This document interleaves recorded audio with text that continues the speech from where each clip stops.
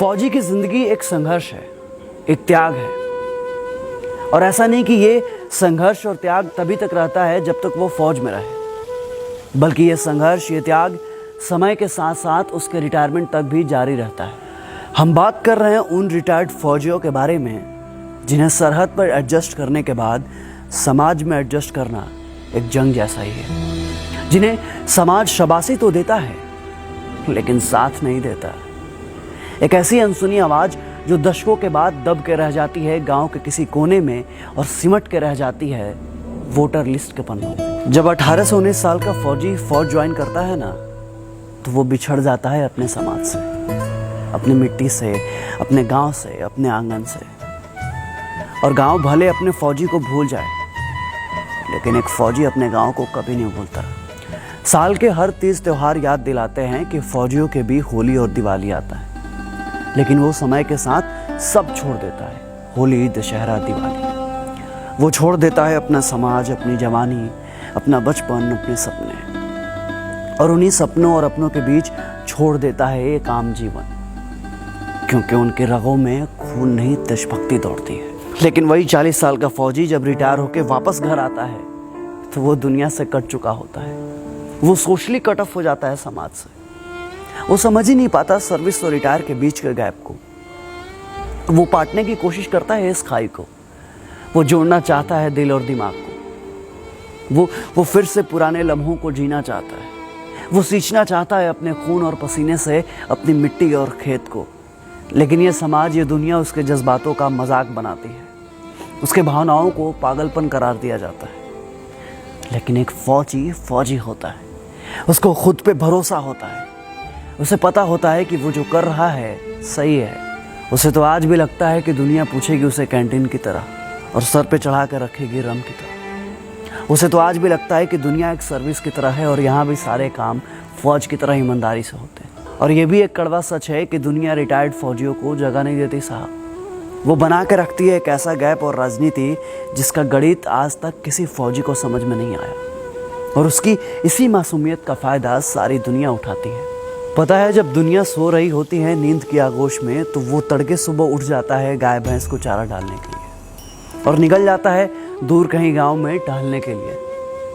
अब गांव में उसके कोई साथी संगाती नहीं होते हैं। वो बिल्कुल अकेला होता है कई जनों के बीच में, एक अजनबी की तरह, या यूँ कहें कि एक परदेसी की तरह। फिर वो बनाता है गांव के बच्चों को अपना साथी और काटता है उनके साथ रिटायरमेंट के बाद की बची हुई जिंदगी। वह सुनाता है बच्चों को उन्हें फौज और फौजियों के किस्से और दिखाता है उन्हें जमीन और लड़ाइयों के हिस्से। वो बांटता है अपना दुख दर्द और खोजता है उन पलों में अपना पल, क्योंकि फौजी अपने किस्से कहानियों को बार बार जीता है। एक फौजी अपने सिस्टम में इतना ट्रेंड होता है कि वो किसी भी मिट्टी, किसी भी मौसम में खुद को ढालने की क्षमता रखता है। लेकिन न जाने हमारे समाज की ऐसी मानसिकता क्यों है कि रिटायरमेंट के बाद एक फौजी को सिक्योरिटी गार्ड से ज़्यादा काबिल समझा ही नहीं जाता। कभी ओसारे में बैठ उन रिटायर फौजियों को देखिए और उनकी आंखों से छलकते जीवन के संघर्ष को देखिए। ऐसा लगता है कि बचपन की उम्र में रिटायर वो फौजी अभी भी वो अपना बचपन ढूंढ रहा है। वो देख रहा होता है कि शायद अभी भी रेलवे स्टेशन पर कोई घर से आ जाए और पूछे उसका हाल और देश दुनिया का समाचार। लेकिन सच्चाई भी है ये दोस्त कि रिटायरमेंट के साथ ही दुनिया की इंसानियत भी रिटायर हो जाती है। जब तक वो बैरक में रहता है तब तक उससे किसी को कोई दिक्कत नहीं होता। लेकिन फौजी जैसे रिटायरमेंट के बाद वापस घर आता है तो कभी कभी उसके खुद के बच्चे भी डांट देते हैं कि क्या पापा, सुबह सुबह खटर पटर क्यों करते रहते हैं? अरे आपको नींद नहीं आती तो हमारी नींद क्यों खराब करते हो? अब उन्हें कौन समझाए कि तुम्हें अच्छी नींद आ जाए, इसी चक्कर में मेरी आती हुई नींद भी चली जाती है। फिर मैं इस कोशिश में कामयाब हो जाता हूँ कि तुम्हें मेरी परेशानियों का एहसास नहीं है। आवाज़ कड़क हो इसका मतलब ये नहीं है कि दिल मोम का नहीं हो। पर यह ज़माना कैसे समझ पाएगा कि फौजी की सुबह के खटर पटर में फौजी अपने फौज की ज़िंदगी की खनक को ढूंढना चाहता है। एक फौजी के नौकरी के शुरुआती समय लड़खड़ाते घर को संभालने में ही चला जाता है और बाकी रिटायरमेंट के बाद की जिंदगी के उतार चढ़ाव से निपटने के लिए उसे आधा मिलने वाले पेंशन के आधे में ही अपना जीवन सरवाइव करना पड़ता है। बाहुबलियों के जोर जबरदस्ती और कोर्ट कचहरी के चक्कर लगाते उन फौजियों की कहानियां ये चीख चीख कर कहती है कि सादगी और ईमानदारी के नाम पर फौजियों के साथ कितना छल हुआ है। अनुशासन में स्थिर रहने वाले फौजी जब घर आते हैं तो वो शायद ये भूल जाते हैं कि जमाने की रफ्तार में लोगों की टेंडेंसी में कितना बदलाव आ गया है, और इसलिए परेड में लेफ्ट राइट करने वाले फौजी भाई लोग किसी भी गलत चीज़ के साथ लेफ्ट राइट नहीं कर पाते, और शायद इसलिए समाज उन्हें पागल कहता है। हाँ, फौजी लोग ना पागल होता है, और उनके पागलपन का अंदाज आप नहीं लगा सकते, क्योंकि वो उनका पागलपन ही है जो कठिन से कठिन परिस्थितियों में भी वो कभी दो तरफा नहीं सोचते। और ये पागलपन और जुनून चाहिए एक फौजी को, क्योंकि सियाचिन, द्रास और कार्निक जैसे जगहों पर आम इंसान नहीं बल्कि एक जुनूनी फौजी ही सरवाइव कर पाता है।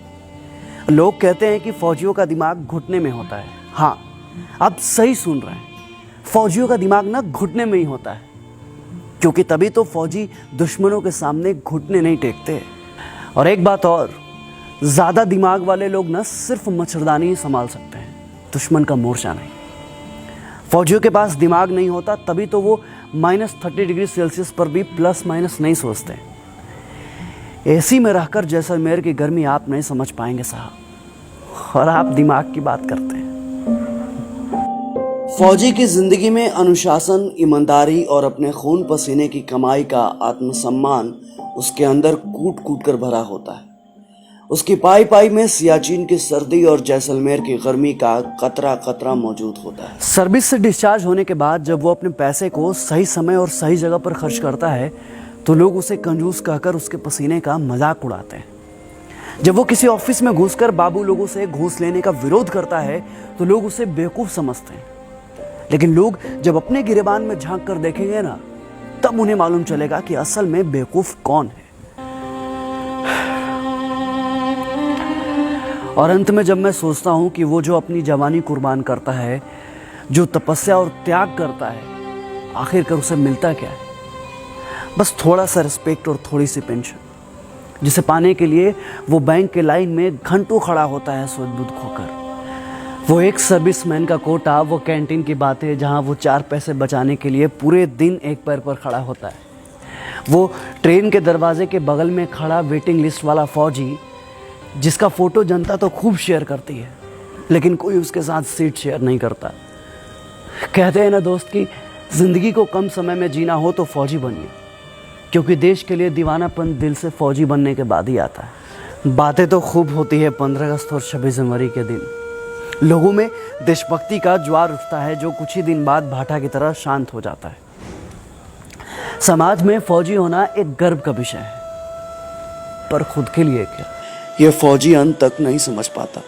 फौजी ना सब समझने की कोशिश करते हैं, लेकिन ये समाज उनको कब समझेगा? कब समझेंगे लोग उनकी भावनाओं को, उनके जज्बातों को, उनके द्वारा किए गए उनके जीवन में त्याग और तपस्या को? कब समझेंगे उनकी मेहनत को, उनकी ईमानदारी को? क्या उसकी कारगिल और कुपवाड़ा की कहानियां सिर्फ कहानियां बनकर रह जाएंगी? एक फौजी के लिए फौज और जिंदगी दोनों एक ही बात है। फिर समाज के लिए फौज और फौजी दो अलग अलग हैं, ऐसा क्यों? क्या समाज में फौजी की शून्यता है, या फिर फौजी समाज का हिस्सा ही नहीं है? फिर क्यों समाज में रिटायर्ड फौजियों के लिए जज्बातों की शून्यता है? ये सारे सवाल समाज से हैं, और सनद रहें, समाज का हिस्सा आप भी हैं। सोचिएगा जरूर। जय हिंद, जय भारत।